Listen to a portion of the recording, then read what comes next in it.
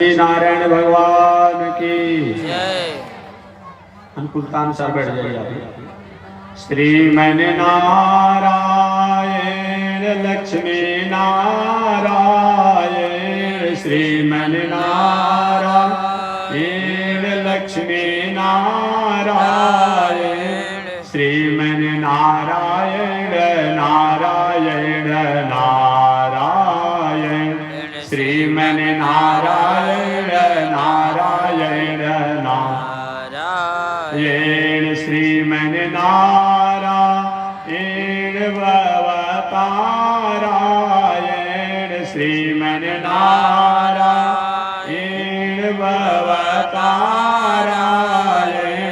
लक्ष्मी नारायण नारायण नारायण, लक्ष्मी नारायण नारायण नारायण, प्रभु तेरी शरण, प्रभु तेरी शरण, प्रभु तेरी शरण, प्रभु तेरी शरण, राम जी तेरी शरण, श्याम जी तेरी शरण, राम जी तेरी शरण, श्याम जी तेरी शरण, प्रभु तेरी शरण, प्रभु तेरी शरण, प्रभु तेरी शरण, प्रभु तेरी शरण, श्री राम हरे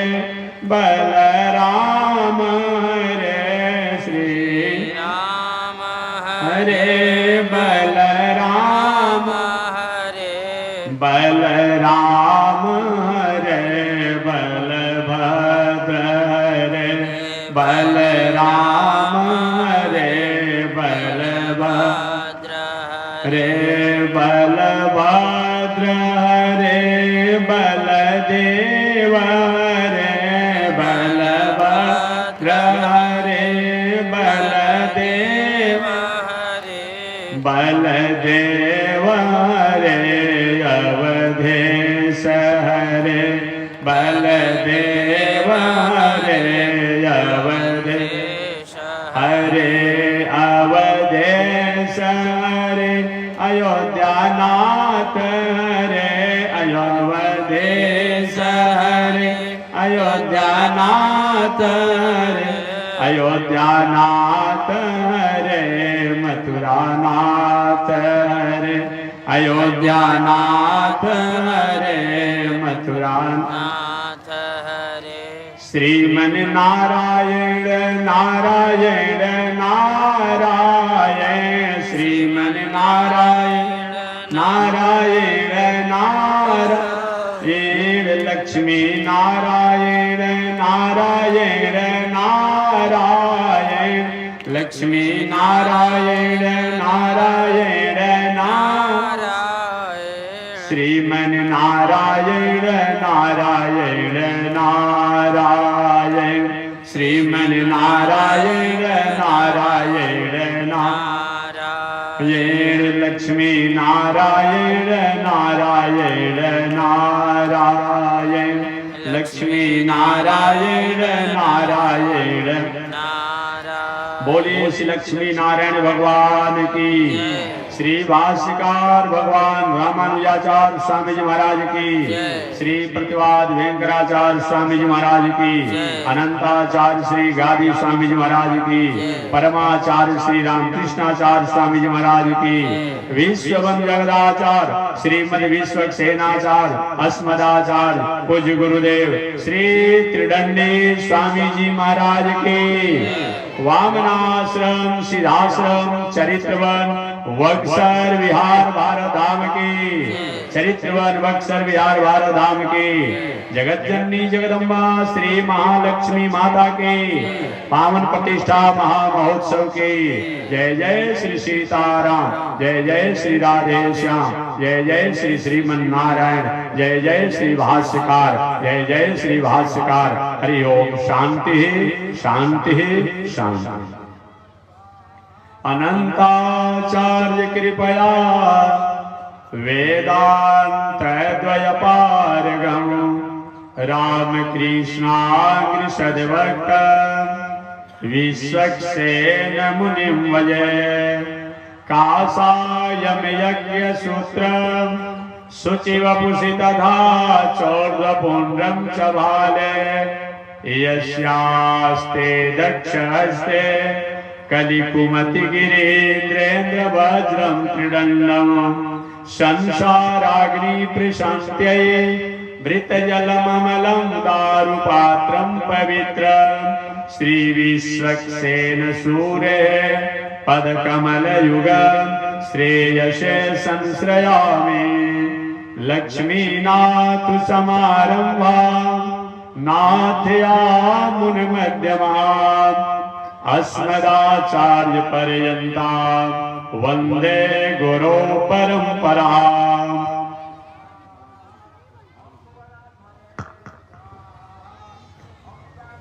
नारायणाय विद्महे वासुदेवाय धीमहि तन्नो विष्णु प्रचोदयात् महालक्ष्म्यै च विद्महे विष्णुपत्न्यै च धीमहि तन्नो लक्ष्मी प्रचोदयात् तन्नो लक्ष्मी प्रचोदयात्।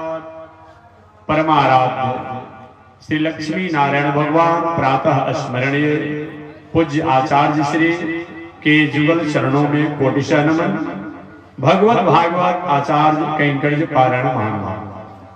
अभी आप हरिद्वार की पावन भूमि से चलकर आए हुए माया मधुसूदन पीठाधीश्वर जगत गुरु रामानुजाचार्य स्वामी वैकुंठनाथ जी महाराज द्वारा जगत गुरु रामानुजाचार्य स्वामी वैकुंठनाथ जी महाराज द्वारा आप कथा श्रवण की। उनसे पहले बक्सर की पावन भूमि से चलकर आए हुए श्री त्रिदंडी स्वामी समाधि स्थल मंदिर पीठाधीश्वर जगत गुरु रामानुजाचार्य स्वामी अयोध्यानाथ जी महाराज द्वारा आपने कथा श्रवण किया होगा। उनसे पहले वृंदावन की पावन भूमि से चलकर आए हुए श्री राधा कृष्ण मंदिर वृंदावन पीठाधीश्वर स्वामी चतुर्भुज जी महाराज द्वारा आपने कथा श्रवण किया होगा। उनसे पहले अवध धाम अयोध्या की पावन भूमि को गौरवान्वित करने के लिए संकल्पित श्री राघवपुरम पीठाधीश्वर जगत गुरु रामानुजाचार्य स्वामी माधवाचार्य जी महाराज द्वारा भी आपने कथा श्रवण किया होगा। चलिए आज कथा का अंतिम सत्र है, कथा के रूप में अंतिम सत्र है। कल प्रातः काल की हम आरती करेंगे विस्तार से जैसी होती है, लेकिन कथा का कार्यक्रम आज ही विश्राम दे दी जाएगी। तो चलिए मैं अपनी पावन प्रसंगों की तरफ आपको वहां पहुंचना चाहता हूं। मैंने प्रथम दिन निवेदन किया था, ये मैं निवेदन नहीं किया था, भगवान श्री कृष्ण इस धराधाम पर आज से 6000 वर्ष पहले आए थे। आज से 6000 वर्ष पहले, 6000 वर्ष पहले भगवान श्री कृष्ण इस धराधाम पर आए थे। कितनी बड़ी परिवार था ये बताना नहीं है, मैं निवेदन करते आ रहा हूं। भगवान श्री कृष्ण के वंश परंपरा के लोगों को, बच्चों को पढ़ाने के लिए 56 करोड़ ब्राह्मण आचार्य लोग थे। 10 विद्यार्थी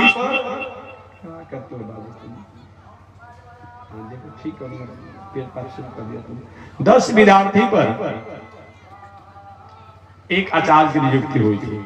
तो 56 करोड़ में 10 का गुणा कर लीजिएगा, मोबाइल पर गुणा कर लीजिएगा, कितना हुआ? इतने उस घर में बैचलर अपने आप में लड़के थे। इतना ही नहीं, उतने अनबैचलर, उतने ही बैचलर पार कर गए। इतनी जनसंख्या थी पढ़ने वाले लोगों के, आज जो पढ़ करके अपने आप में आगे बढ़ गए। और परिवार कितना बड़ा होगा अब निर्णय आप कर सकते हैं। परिवार इतना बड़ा था।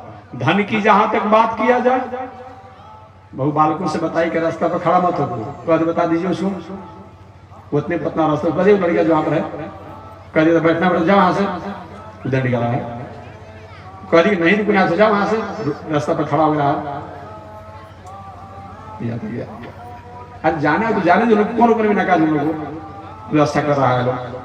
एक तो पतला रास्ता खड़ा होता है, दूसरा रास्ता में उन लोग नहीं अनुकूलता बन रहे, जाओ घर अपना, बताइए उन लोग को जाने के लिए, जाओ यहाँ से।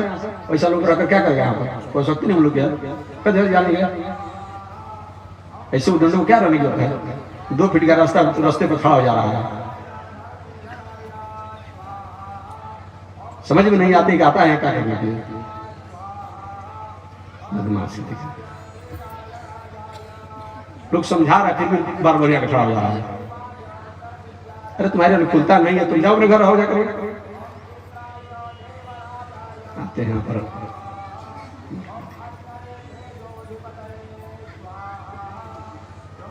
ऐसे लोग आना ही नहीं चाहिए यहाँ पर, कोई सकते ही नहीं आने के लिए। कितने सभ्यता से लोग बैठे हैं, तुमको नहीं अनुकूलता, तो चले वहां से। तो मैं निवेदन करना चाह रहा था, इतना बड़ा परिवार था, ऐसे लोग हैं तो जैसा करेंगे वैसा निर्णय, हुई तो वही कथा ही सुनाना, इसी तरह के लोगों के लिए कथा सुनाना कि नहीं करोगे उसका निर्णय तुम्हारे पास रहेगा। तो मैं निवेदन कर रहा था, इतना बड़ा परिवार था, उससे बड़ा किसी का परिवार नहीं हो सकता, कोई कल्पना भी नहीं कर सकता। जहां तक धन की बात करेंगे, धन से कोई अपने मानता हो, इतना द्वारिका में धन था कि क्या कोई होगा।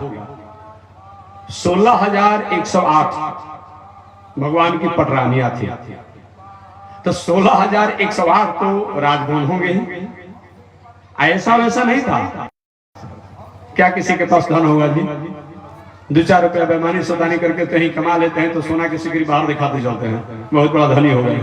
अब बताइए, यही करता है लोग, कहीं इधर उधर करके 19-20 करके कहीं कमा लेता है लोग, तो थोड़ा दिखाएगा, कहीं गांव के जवार में रहेगा ना कि भाई धनी मनी आदमी है। इतिहास पढ़ने से, पुराणों को पढ़ने से बहुत कुछ मिलता नहीं है, एक अनुभव होता है कि हम कितने पानी में हैं।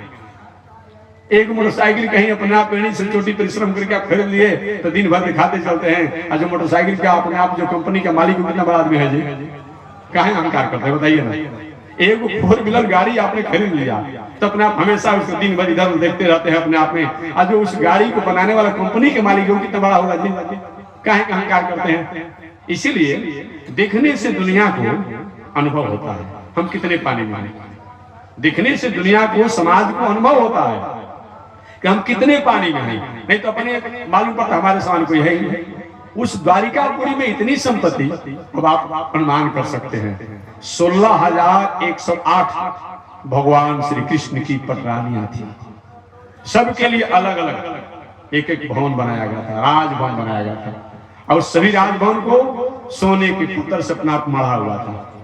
इतना बड़ा भवन, बल आपने समझ लिया, परिवार तो आपने समझ लिया, जहां तक आपने धन को भी समझ लिया। अब पद की बात तो इतनी बड़ी है, पद अपने आप में, यही आप समझ गए होंगे। ब्रह्मा को चाहे तो अपने आप नौकर बना दे, नौकर को चाहे तो ब्रह्मा बना दे। इसीलिए जो भी देवता लोग, ब्रह्मा इत्यादि प्रवृत्ति के लोग जब आते थे तो क्या करते थे, डरते रहते कोई गलती मत हो जाए अपने आप में, नहीं तो अरे बड़ा आला कमान आदमी जो होता है उसको डिमोशन या प्रमोशन और अपने आप में सस्पेंड करने में लगता है क्या। बड़े लोगों के पास अपने आप थोड़ी सी विवेक से रहिए अपने आप में, जिसमें तो थोड़ा सा हो उसमें तो थोड़ी सी और विवेक से रहना चाहिए, नहीं तो कब क्या हो जाएगा अपने आप में। समझिए, इतना बड़ा पद, इतना बड़ा पद कि ब्रह्मा को चाहे तो नौकर बना दे, नौकर को चाहे तो ब्रह्मा बना दे।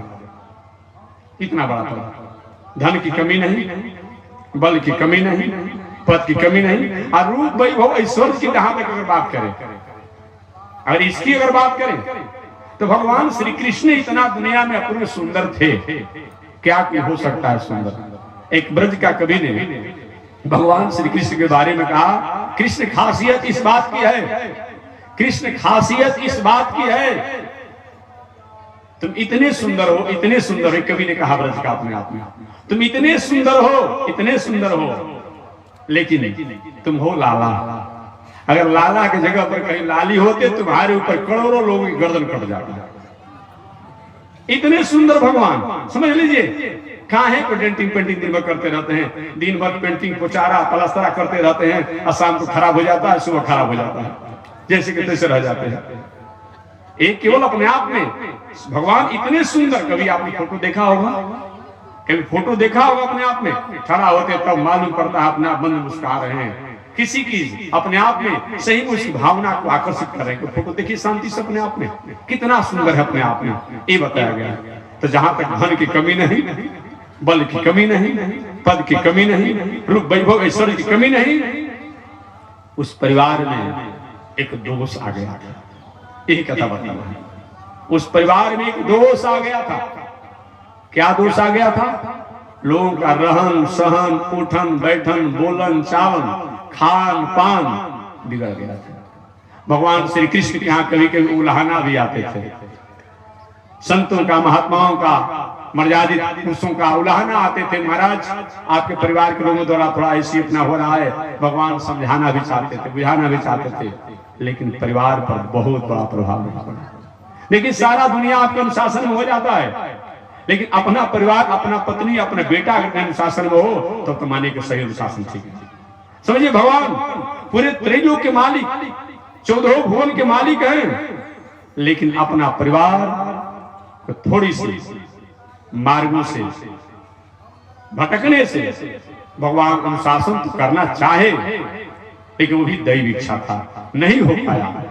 इस कथा प्रसंगों को जब श्री सुखदेव जी महाराज राजा परीक्षित को सुना रहे थे भागवत के माध्यम से, तो राजा परीक्षित ने पूछा, महाराज जिनके दर्शन करने से, जिनके नामों को लेने से दुनिया तरण और तारण को प्राप्त कर जाती है, एक पावर जीव, एक पापी जीव ही भटकाव से रुक जाता है। और वो भगवान के परिवार ऐसा क्यों किया? तो वहां पर सुखदेव जी महाराज ने कहा, ईश्वर सत्संकल्प, वहां लिखा है भागवत में, ईश्वर सत्संकल्प। भगवान श्री कृष्ण की यही प्रेरणा थी। क्यों ऐसी प्रेरणा थी? इसीलिए भगवान ने ऐसी प्रेरणा क्यों किया? क्योंकि साफ भी हुआ। ऐसा क्यों हुआ? भगवान ने विचार किया कि जिस काम के लिए लोग आए थे वो काम तो पूरा होगा। दुष्टों को दमन करना, धर्म की स्थापना करना, संतों को कृतार्थ करना, तब रहकर ही क्या करेंगे? अब रहेंगे तो कुछ उपद्रव नहीं होगा, तो दूसरे का माध्यम बना करके लोग अपने आप में अपने लोक में भेज दिया जाए। अरे भाई यही आयोजन हो रहा है, अब आयोजन के 10 दिन तक अपने आप में पंडाल बना ही रहेगा, अच्छा लगेगा? नहीं लगेगा अच्छा। आयोजन के बाद इसको जिस आप तैयारी के साथ इस आयोजन को आपने फैलाया, उसी तैयारी के साथ समेट दिए, तब अपने आप समाज में अच्छा नाम होता है। वही बात बताया गया। तो ईश्वर सत्संकल्प, भगवान की ये इच्छा थी, अन्यथा अपने आप ऋषियों का साथ नहीं होता। भगवान ने समझाना चाहा। अपनी सुधर्मा नाम की सभा में भगवान ने कहा, प्रिय बंधु बांधव, मानव जीवन में, व्यक्ति में 4 साधन हो, और 4 साधन का उपयोग अगर एक साधन द्वारा नहीं किया जाए तो चारों साधन द्वारा अनर्थ ही अनर्थ होता है। वो 4 साधन कौन है? प्रथम दिन मैंने याद दिया था।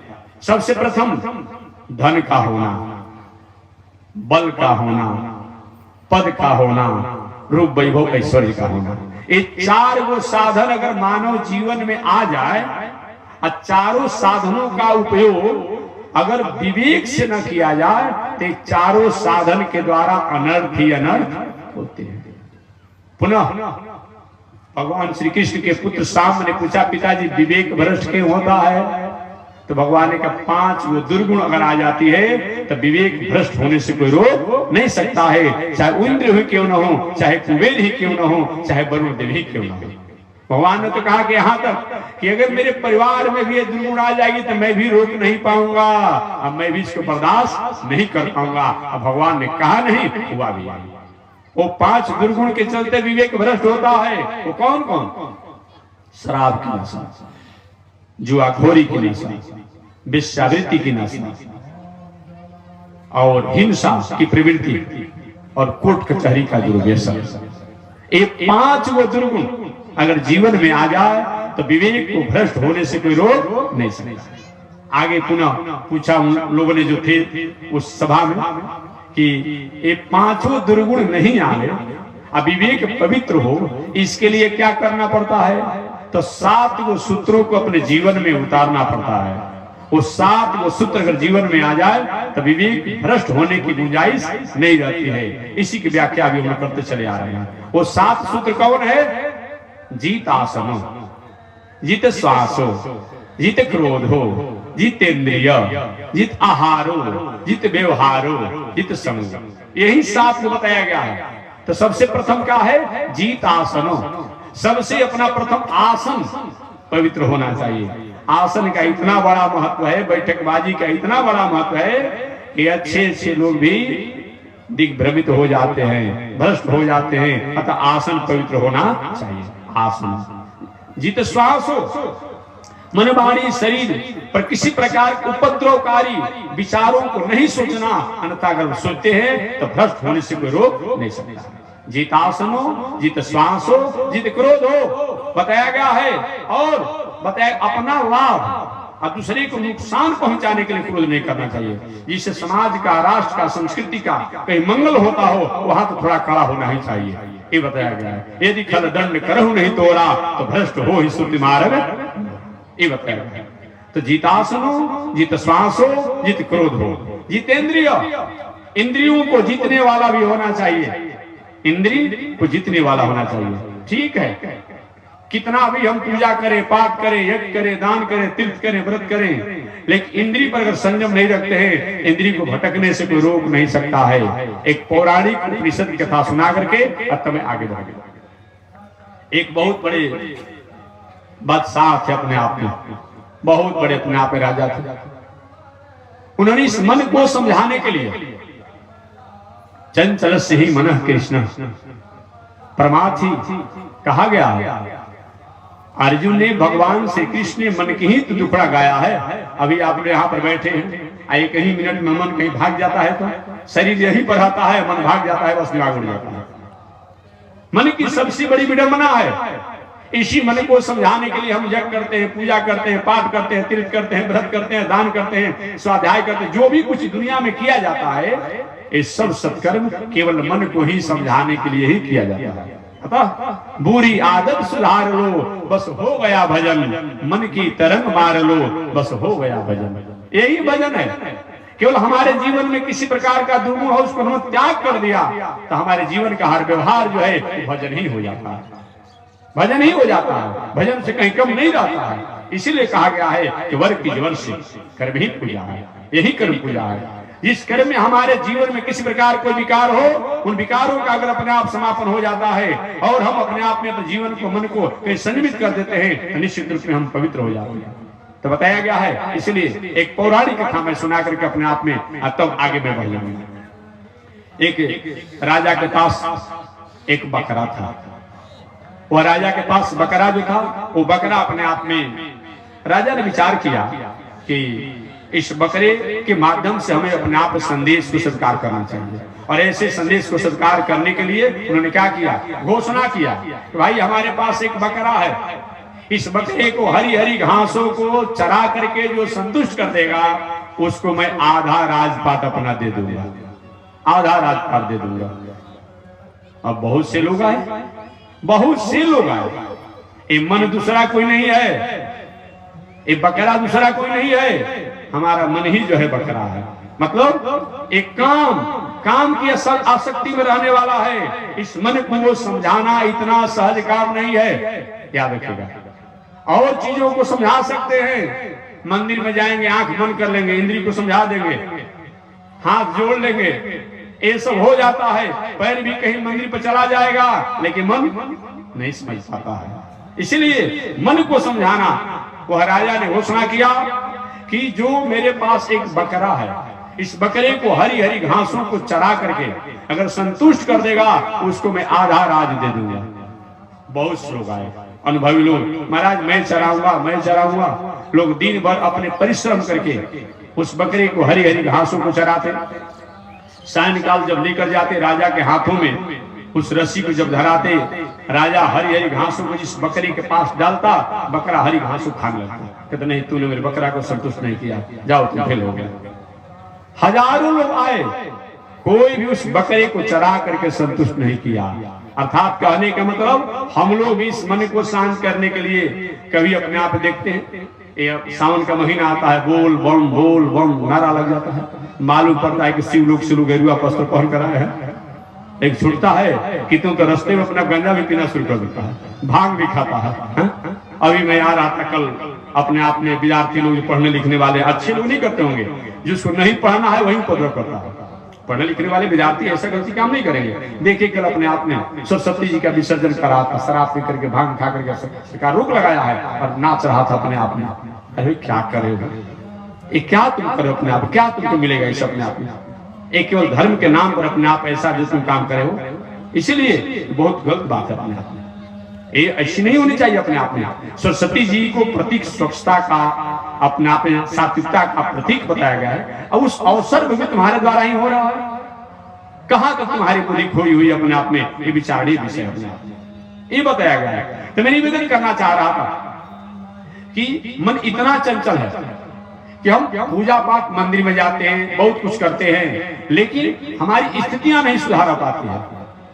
राजा ने घोषणा किया था मेरे बकरे को हरी हरी घासों को चराकर जो संतुष्ट कर देगा उसको मैं आधा राज दे दूंगा। बहुत से लोग आए और आने के बाद क्या किए, लोग दिन भर चराते, शाम को राजा के पास परीक्षा के लिए ले जाते, राजा हरी हरी घासों को बकरे के सामने डालता और उसी समय क्या हुआ, बकरा खाने लगा। नहीं, तुमने अच्छी प्रकार मेरे बकरे को संतुष्ट नहीं किया। बहुत लोग फेल हो गए। उसी समय एक फकीर आया, फकीर ने कहा राजा मैं आपके बकरे को चरा करके संतुष्ट कर दूंगा। उस राजा ने कहा कितने लोग आए, कितने लोग चले गए, तुम क्या चराओगे? तुम्हारे बस की बात क्या है अपने आप में, तुम क्या चरा पाओगे अपने आप में? अरे महाराज आज्ञा दीजिए। ठीक है, लो रस्सी को दे दिया और रस्सी को जब दिया, वो फकीर क्या किया, एक हाथ में बकरे की रस्सी ले लिया और एक हाथ में पतला छड़ी ले लिया और एक हरी घासों के जो भूमि था अपने आप में, जो वही अपने आप ले गए मैदान में। बकरा जब ही हरी हरी घासों को चरना चाहता, उसके मुंह पर एक छड़ी मार दी। आते थे सकुया है, इसके पहले जितने लोग हमको अपने चराने के लिए आते, खिलाने के लिए आते, हमें से लाल प्यार से खिलाते, कैसा है अपने आप में। सुबह से लेकर के शाम तक वो बकरा के मुंह में एक भी अपना हरी हरी घास नहीं गया। हमेशा देखता कहीं मारने मत लगे अपने आप में। सायंकाल हुआ, कहा महाराज मैंने आपके बकरे को चराकर ऐसा संतुष्ट किया है, ऐसा संतुष्ट किया है, आप परीक्षा लेना कर ले लीजिए। हो गया भाई, इतने लोग फेल फिर से चराया अपने आप में। राजा ने उस बकरे की रस्सी को अपने हाथ में ले लिया और उसके सामने हरी हरी घासों को डाला। बकरा उस फकीर को देख करके हरी हरी घासों की तरफ देखता है, उसी को तरफ देख रहा है। कहा हाँ तुमने मेरी बकरी को चराकर संतुष्ट किया। यही जितेंद्रिय का मतलब होता है। हम पूजा करते हैं, हम पाठ करते हैं, हम जग करते हैं, हमारी इंद्रियां नहीं भटकेगी, ऐसी कोई बात नहीं है, ऐसी कोई बात नहीं है। इसलिए इंद्रियों को संयम रूपी छड़ी से अपने आप बार बार प्रहार होना चाहिए। संयम क्या है, ये नहीं करना, ऐसे नहीं करना, ये नहीं करना, ऐसे नहीं करना, ये होना चाहिए। ये संयम नहीं है। संयम किसे कहा जाता है जी, क्या विचार करते हैं आप? नहीं करते। संयम माने होता क्या है ये बता दीजिए। केवल मछली मांस नहीं खाना ही संयम नहीं है। मैं निवेदन करना चाहता हूं, संयम माने होता क्या है, एक व्यवहारिक उदाहरण दे देंगे, क्योंकि जब तक व्यवहारिक उदाहरण नहीं दिया जाएगा तब तक बात समझ नहीं आएगी। संयम का मतलब क्या होता है, जैसे आप अपनी बहन को, अपनी फुआ को, अपनी मौसी को, अपनी माता को लेकर साथ जा रहे हैं, कहीं बाजार में जा रहे हैं, ट्रेन में जा रहे हैं, मन में किसी प्रकार की आपकी थोड़ी सी दूषित भावना भी आती है, आप कैसे संयमित हो जाते हैं? एक प्रैक्टिकल में बता रहे हैं, जब तक प्रैक्टिकल नहीं बताया जाएगा तब तक समझ नहीं आएगी बात में आपने।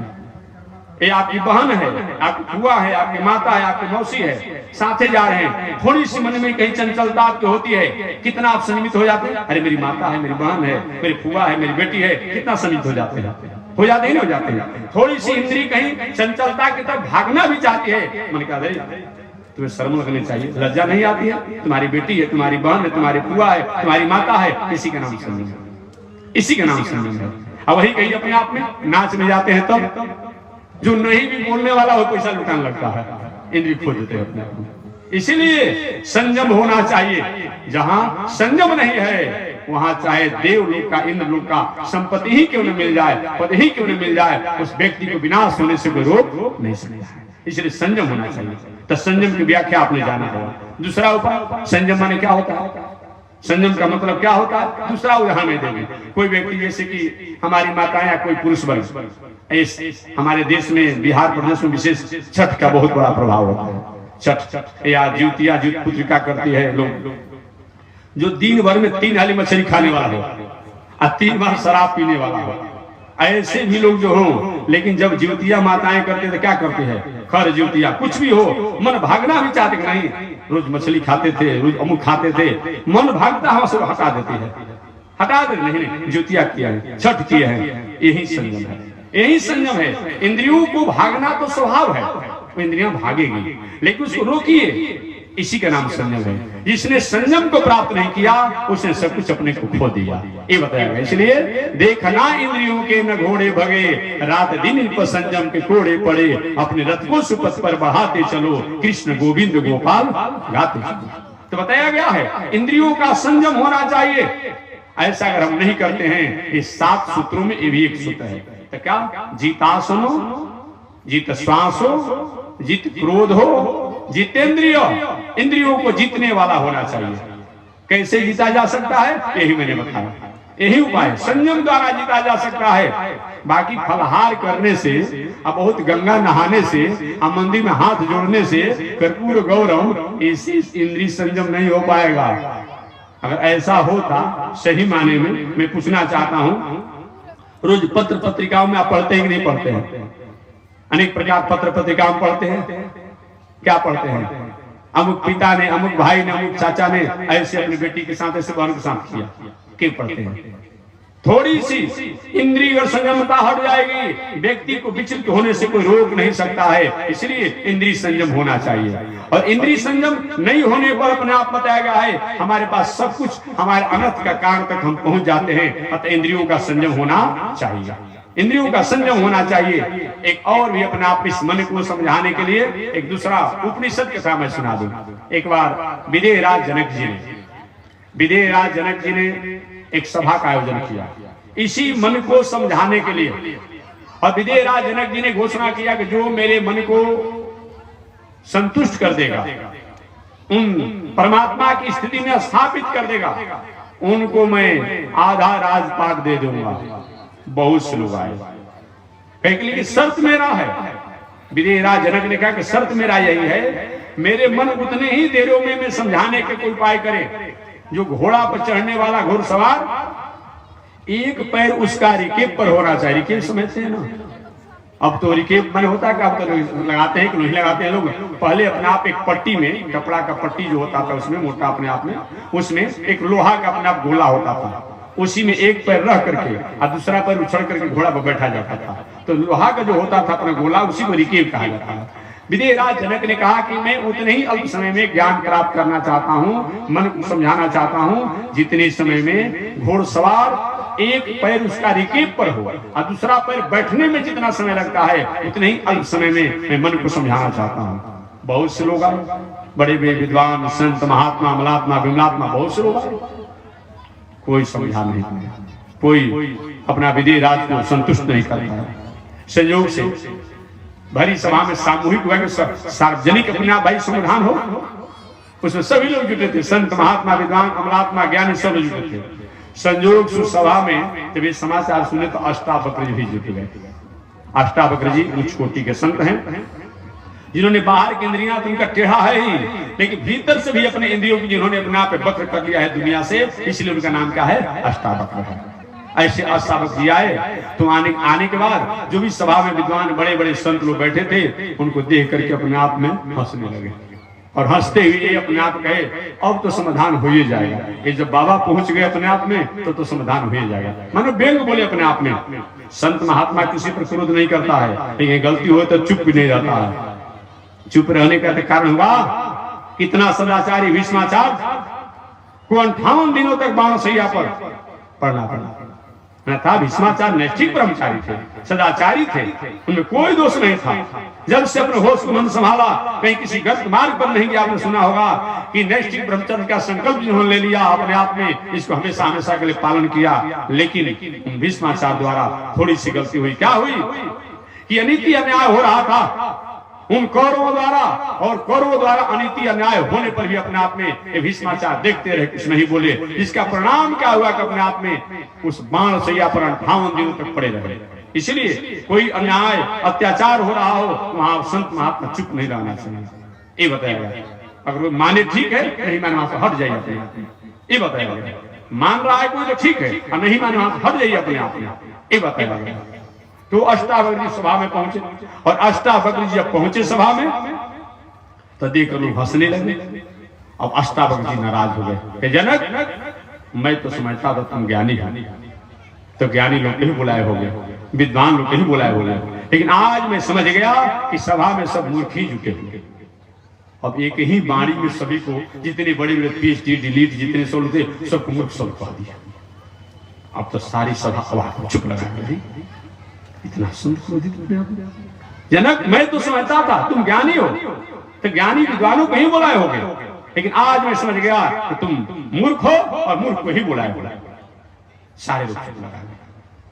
जनक जी खड़े हो गए, ऋषिवर ऐसे शब्दों द्वारा संबोधन नहीं होता तो अच्छा होता, इस बहुत बड़े बड़े विद्वान लोग आए हैं। अष्टावक्र कहा विद्वान का ही स्वरूप होता है, मेरे बाहरी स्वरूप को देख करके मेरे हाथ पैर आंख सिर इत्यादि तो टेढ़े हैं, लेकिन भीतर मेरा मन मेरा बुद्धि मेरा चित्त ये तो टेढ़ा नहीं है। लेकिन ये जितने लोग हैं अपने आप में मूर्ख जैसे किसी के बाहरी स्वरूप को देख करके अपने आप में उसी को सब कुछ निर्णय करता है कि बाहरी स्वरूप मेरा देखे हैं, अतः लोग को मैंने मूर्ख कहा, अब तुमको भी मूर्ख कहा। कैसे मूर्ख, क्यों तुमने बुलाया? क्षमा मांगे जाना महाराज, गलती हो गई, सबकी तरफ से मैं क्षमा चाहता, प्रसन्न हो गए। अच्छा ये बताओ इस सभा का आयोजन क्यों किया है? अष्टावक्र ने कहा जनक ये बताओ इस सभा का आयोजन क्यों किया है? जनक जी महाराज मेरी इच्छा है, अल्पस्य काल बहवस्य विघ्ना अनेकों मुनिर्जस के प्रमाण। अल्प काल है, बहुत से विघ्न है, अनेकों मुनियों के अनेक प्रमाण है, तो अल्प समय में मैं आत्मज्ञान चाहता हूँ, अपने मन को परमात्मा की तरफ स्थापित करना चाहता हूँ, अपने बुद्धि को परमात्मा से लगाना चाहता हूँ, अपने विवेक को परमात्मा से लगाना चाहता हूँ, अपने मति को परमात्मा से लगाना चाहता हूँ। अष्टावक्र सही बताओ, खुशी अच्छा लगता है। आप खेत में बीज खाद श्रम लगाए हैं तो उसके प्रति रात दिन ध्यान रहता है, कोई फसल को जीव जंतु अपना बर्बाद मत कर दे, कोई कुछ मत कर दे। अगर बिना दूसरे का किया हुआ कहीं मिल जाता तो नुकसान भी होगा, तो उसके प्रति स्नेह नहीं रहता है। तो दे करके लेने पर अपने आप में अच्छा रहता है। हमारे अष्टावक्र बताओ तुम जब हमसे प्राप्त करना चाहते हो तो क्या देना चाहते हो? सोचे कि आधा राज घोषणा किए हैं तो पहले बता दे तो महाराज मैंने कहा है कि आधा राज में दे दूंगा। बड़े जोर से नाराज हुए। मैं तो समझता तुम मूर्ख हो, लेकिन महामूर्ख अपने राज। ये राज में तुम्हारा क्या है जी? यही आत्मज्ञान है। ये राज में तुम्हारा क्या है? इस राज को तुमने बनाया है क्या? प्रजा को तुमने बनाया है क्या? तुम्हारे पहले राज था कि नहीं था? तुम्हारे बाप दादा परदादा कितने लोग हो गए और सब यहीं छोड़कर चले गए। इस राज में तुम्हारा है क्या? मैंने कहा कि तुम्हारा जो अपना चीज जो हो वो हमको दान में दो। ये राज में तुम्हारा क्या है? तुम कौन होते हो राज को? इस राज का तुमने तो भोग किया जी, इसमें तुम्हारा क्या अधिकार बनता है? अब तो थोड़ा सा जनक जी सोचने के लिए बाध्य हो गए। जो तुम्हारा अपना चीज हो दो, क्योंकि महाराज तो पूरा राज दे देंगे, आधा राज संतुष्ट आप नहीं, क्योंकि नहीं फिर मूर्ख जैसा बात करते हो। हम राज की बात करते हैं कि तुम्हारा जो हो उसको तुम अपने आप दो। मैं राज तुम्हारा नहीं है, ये तो प्रजा का है, जनता का है, सब कैसे तुम कैसे दे सकते हो? क्योंकि महाराज ठीक है तो अपना हम शरीर दे देंगे, हम लोग ये नहीं कहते हैं। पहले धन से किसी को कहते हैं तो महाराज जी हमारा तन भी आपके साथ है। क्योंकि बताओ इस तन में तुम्हारा क्या अधिकार होता है? तन को तुम देने वाले होते कौन है? एक पंचायती धर्मशाला हमारा आपका शरीर है, अब पंचायती वस्तु को अपने आप किसी को रजिस्ट्री कर दे, ऐसा होता है क्या? नहीं होगा। सरकार द्वारा अपना स्कूल बनाया गया, पंचायती अपने आप कुछ व्यवस्था किया गया, और आप एक निजी व्यक्ति किसी को लिख दे, ऐसा होगा? अष्टावक्र कहा जनक ये शरीर जो है ये पंचायती है। क्षिति जल पावक गगन समीरा पंच रचित अधम शरीर। ये जल तत्व इसमें है, वायु तत्व इसमें है, अग्नि तत्व इसमें है, आकाश तत्व इसमें है, पृथ्वी तत्व इसमें है। ऐसे पंचायती संपत्ति को तुम देने वाले होते कौन हो? अब तो जनक जी महाराज थोड़े से और कैसा सुनते हैं भाई? हमारे शरीर को भी नकार दिया, हमारे धन को भी नकार दिया, और क्या सुनो इस शरीर में इतना ही नहीं, जितने परिवार संबंधी होते हैं सबका इसमें अंश होता है। पत्नी कहती है कि हमारे पति है, बेटा कहते हैं हमारे बाप है, भाई कहते हैं हमारे भाई, अपने आप में इतने लोग का पंचायती है। ऐसे झगड़ालू वस्तु वाला दान दिया जाता है? तुम्हारा जो अपना चीज हो वो हमको दान दो। जनक जी महाराज तो हमारे पास कुछ नहीं है, अब आप ही बताएं आप क्या लेना चाहते हैं? अष्टावक्र क्या मैं जो मांगूंगा उसको तुम दे सकते हो क्या? मैं जो मांगूंगा उसको तुम दोगे? सोचे हो सकता है कुछ मांगे तो कुछ और दे देंगे, दूसरे राजा से सहूल दे देंगे। हाँ महाराज दूंगा। कि ठीक है, तुम्हारा क्या शर्त है? तुम्हारा हमारा शर्त है कि घोड़ा पर चढ़ने वाला घोड़सवार का एक पैर रिकेब पर होना चाहिए और दूसरा पैर घोड़े पर चढ़ने में जितना समय लगता है उतने समय में मैं आत्मज्ञान चाहता हूँ। कि ठीक है, घोड़ा मंगाओ। घोड़ा मंगाया गया सजा करके, और अष्टावक्र ने कहा एक पैर को इस रिकेब पर रखो, रिकेब पर अपने आप जनक जी महाराज रखे, और दूसरा पैर उछलकर जो भी बैठने वाले थे कि अपना मन हमको दे दो। अब मन जब दे दिए उसी तरह से उसी तक पैर उठा हुआ। यही आत्मज्ञान है, यही आत्मज्ञान है। आजकल की आत्मज्ञान की बात नहीं करते हैं कि आत्मज्ञान की कथा सुनाता है अपने आप में, कथा टेलीविजन पर 4 बजे 5 बजे आत्मज्ञान की बात होगा, और जब भी आत्मज्ञान टेलीविजन बंद हुआ मुर्गा का आमलेट खाएगा। यही आत्मज्ञान है? दूसरे प्राणियों की हत्या करिए और आत्मज्ञान की बात कीजिए। एक व्यक्ति ने उनसे कहा महाराज जी एक खाने पीने से क्या लेना देना है, मन हमारा पवित्र है ना? एक व्यक्ति ने हमसे तर्क किया, नहीं नहीं नहीं, पहले तन पवित्र होना चाहिए, पहले वाणी पवित्र होनी चाहिए, पहले आहार पवित्र होनी चाहिए, अब तब मन की बात हो। मैंने उनको उदाहरण व्यवहारिक दिया कि बताइए सुंदर सोना का गिलास हो या चांदी का गिलास हो, उसमें सुंदर केसर मिश्रित और मिश्री डाला हुआ सुंदर दूध हो गर्म किया हुआ अपने आप में, और उस सोने के गिलास में बाहर से कहीं मैला पैखाना लगा हो और किसी को आ जाए कि साहब भीतर का तो ठीक है बाहर में मैला लगा हुआ है, पी लीजिए, कोई पिएगा? एक बामार्गी और घोरी को छोड़ करके और दूसरा कोई पिएगा जी? नहीं पिएगा अपने आप में। इसलिए बाहर भी पवित्र होना और भीतर भी पवित्र होना, शरीर भी पवित्र होना, वाणी भी पवित्र होना, आहार भी पवित्र होना और भीतर से मन भी पवित्र होना। इसलिए तो बताया गया है ओम अपवित्र अपवित्रो वा सर्वावस्थान तो विवाह जस्मृत पुंडरीकाक्षम सवाह अभ्यंतर शुचि। बाहरी और भीतरी दोनों बताया गया है, पहले बाहरी तो बाद भीतरी। बाहर भी पवित्र होना और भीतर भी पवित्र होना, इसलिए बताया दोनों पवित्र होना चाहिए, अन्यथा ऐसा नहीं हो पाएगा, नहीं हो पाएगा अपने आप में। तो मैं निवेदन करना चाह रहा था कि तुम अपना विवेक हमको दे दो, बुद्धि दे दो, अब उसी तरह उनका पैर उठा हुआ है। यही आत्मज्ञान है। ऐसे अपने आप में मन को समझाया जा सकता है। इन इंद्रियों को समझाने के लिए अपने आप में एक कार्य करना पड़ता है। हम सब कुछ करते हैं लेकिन मन को अपने आप में नियंत्रित नहीं कर पाते हैं, जबकि मन को नियंत्रित करना चाहिए, यही नहीं हो पाता।